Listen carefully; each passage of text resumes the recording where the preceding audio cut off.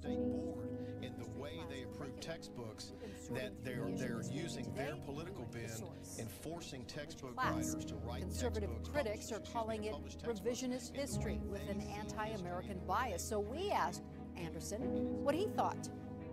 Does the new curriculum portray America in a negative light? We've all used textbooks, whether as students, teachers, or parents. We all know that textbooks are a reality in the classrooms of today. While textbooks are of course not the only classroom tool or source of knowledge, they are often the medium in which officially sanctioned knowledge is disseminated.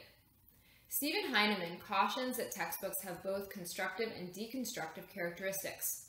He succinctly describes the importance of considering textbooks, saying, "Textbooks and ancillary materials will remain an instrument of extraordinary power.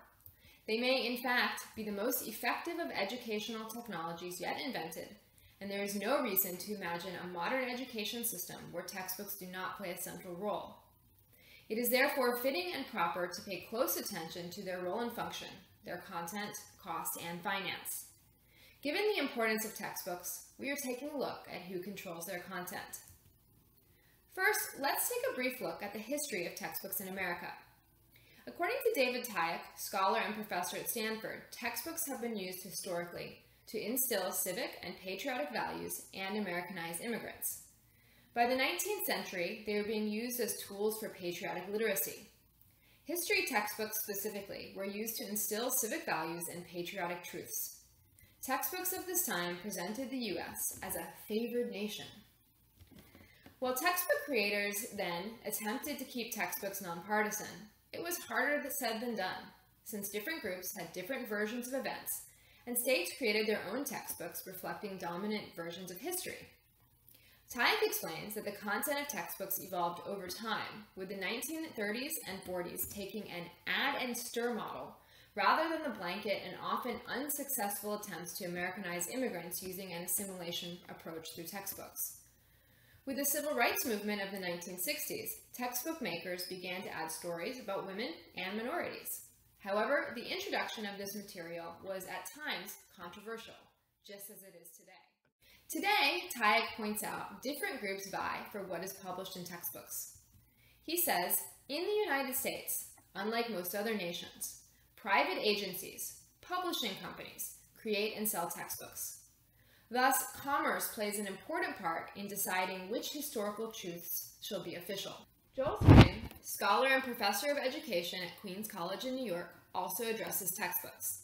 He questions who should decide what knowledge should be taught in public schools, and who should decide what knowledge should be censored.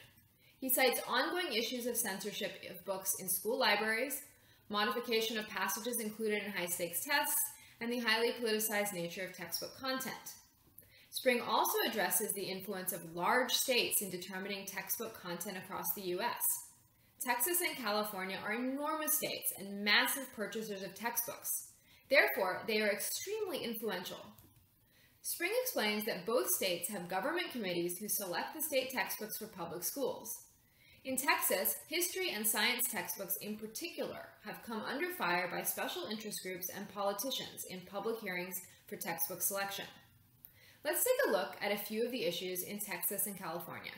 Listen, ever since the State Board of Education was taken over and by conservatives, this argument has brewed, and it's been going on for many, many years now, that there's been major objections to the state board in the way they approve textbooks, that they are using their political bend in forcing textbook writers to write textbooks, publishers, excuse me, to publish textbooks in the way they see history and the way they want things to be viewed. And it's more than just Texas, because Texas buys so many books.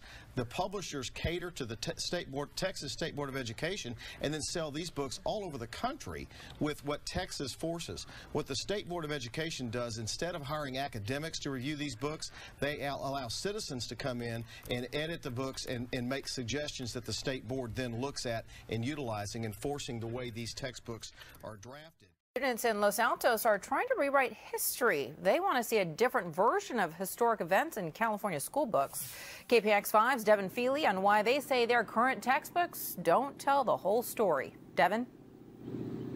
Yeah, these students say that the history books are not accurate or incomplete, and they say that they're desperately in need of an overhaul.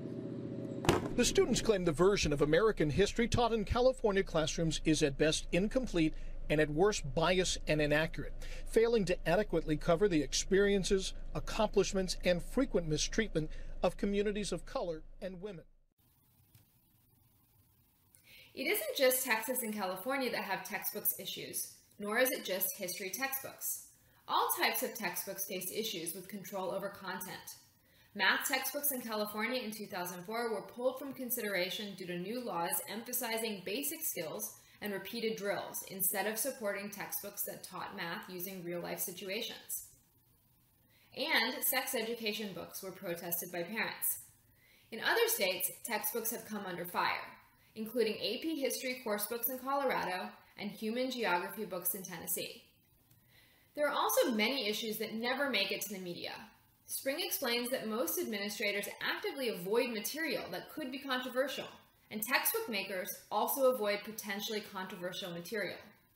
Spring says the battles that happen, particularly over the curriculum and content of the textbooks, are often unnoticed by the public. In fact, I encounter very few public school students who are aware that political decisions determine the contents of their textbooks. Another extremely pertinent issue related to the content of textbooks is standardized testing. With George Bush's No Child Left Behind and Barack Obama's Race to the Top and the new Common Core, tests have multiplied for students today. And guess who benefits most from these tests? Textbook makers. Take a look at this clip from Last Week Tonight by John Oliver, which explains the issue.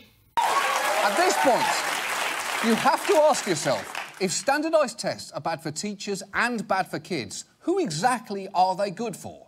Well, it turns out they're operated by companies like all these. And let's just focus on the largest one, Pearson.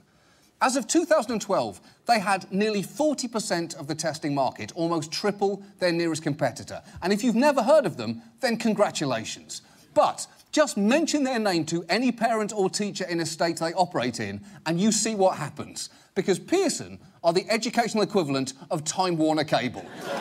Either you've never had an interaction with them and don't care, or they have ruined your fucking life. Pearson have a shocking amount of influence over America's schools. So much so that at this point, a hypothetical girl could take Pearson tests from kindergarten through at least 8th grade, tests, by the way, that she studied for using Pearson curriculum and textbooks taught to her by teachers who were certified by their own Pearson test. If at some point she was tested for a learning disability, like ADHD, that's also a Pearson test. And if she eventually got sick of Pearson and dropped out, well, she'd have to take the GED, which is now, guess what, also a Pearson test. In fact, the only test they have...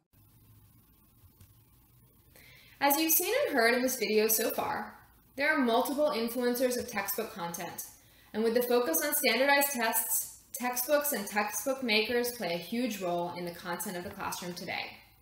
Parents, politicians, and special interest groups also play a role in influencing textbook content or determining which textbooks make it to the classroom.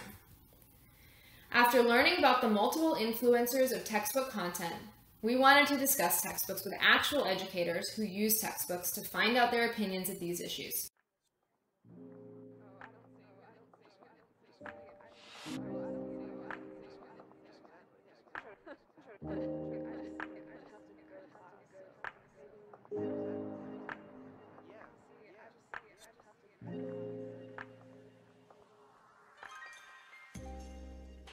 I currently work at Renaissance Middle Charter School in Doehle.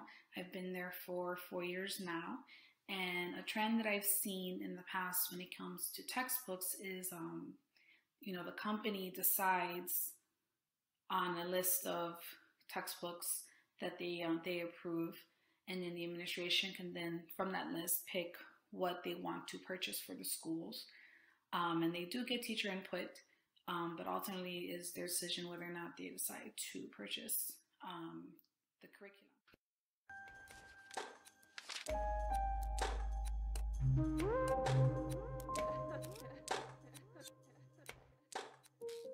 Yes, I'm Jole Perez. I teach at a middle school math, 6th, 7th, 8th grade. Hi, my name is Mrs. Cruz and I teach U.S. history. Great.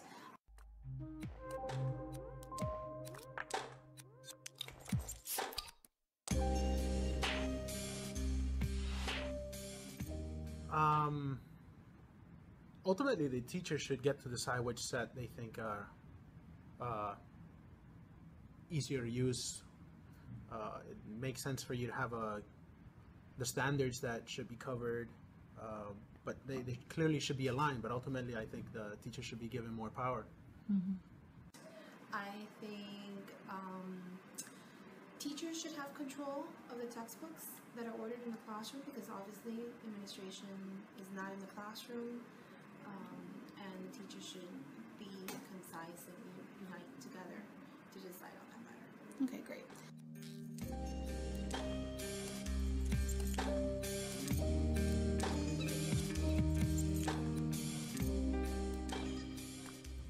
Well, I do know they're trying to incorporate more online. I guess I'm just used to the hardcovers. I like those very much. I suppose ultimately, who knows, they'll just be through online, through apps. Mm-hmm. I think since now everything is digital, most likely everything's going to be transitioned to iPads or online textbooks.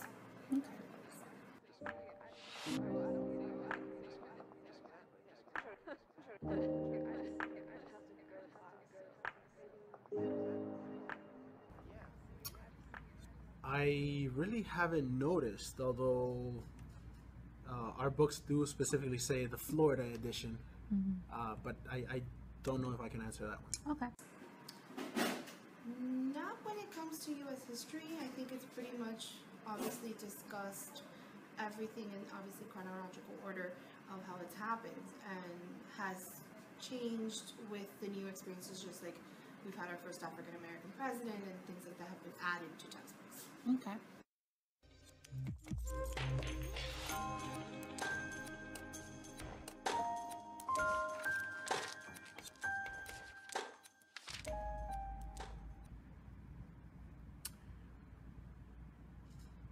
I can't pinpoint exactly which ones, but I do see that they're more geared towards whatever state test is happening. So again, with the math where it says the Florida edition, I kind of wondered how it relates to other state editions. Right. I don't know if there's material necessarily being left out. I think it's probably just being catering more to the style of questions that that state has placed on their test. Okay.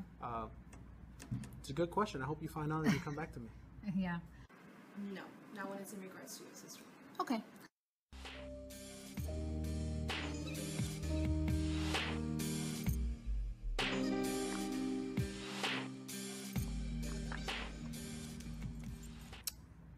If we keep aligning the books towards the test, yeah, it's going to be very one-dimensional. I do worry that there are things that are not being taught, or just assume that they'll be covered next year. Again, this is why I think teachers should have a little more leeway on which books are used. I'm sure they try and expose a little bit of everything throughout. They should. If obviously a child is going to be tested on certain standards, they should also be taught those standards. We all want to help one another. Human beings are like that. If you can control the language people speak, you can control how they think. George Orwell spent most of his life pointing this out. Now, so too with textbooks, whether we accept it or not. Textbooks affect how we think. Is the goal of schooling education, or is it social persuasion, or is it the transmission of a political agenda? We all know that it's a lot easier to indoctrinate children than to have debates with adults. Most of our children spend the majority of their school time in school, using textbooks. The ideas heard, the ideas they interact with, most times come from textbooks. Now, even homeschooled children are affected by this. Another thing we know is that teachers are important. Now, I applaud teachers. I am a teacher. However, teachers, whether they know it or not, their thoughts, their actions are affected by textbooks, sometimes unknowingly. Their efficiency is determined by their knowledge, understanding, and acceptance of what is transmitted through these textbooks. Now, as parents, as teachers, as educators, let us strive to take a closer look at textbooks. If biases or distortions are noticed, don't be silent. Speak out. The road to decolonizing curriculum is laced with textbooks. Let us decolonize the textbooks. Your children will thank you for it. We think too much and feel too little. More than machinery, we need humanity. More than cleverness, we need kindness and gentleness. Without these qualities, life will be violent, and all will be lost. Even now, my voice is reaching millions throughout the world. Millions of despairing men, women, and children. Victims of a system that makes men torture and imprison innocent people. To those who can hear me, I say, do not despair.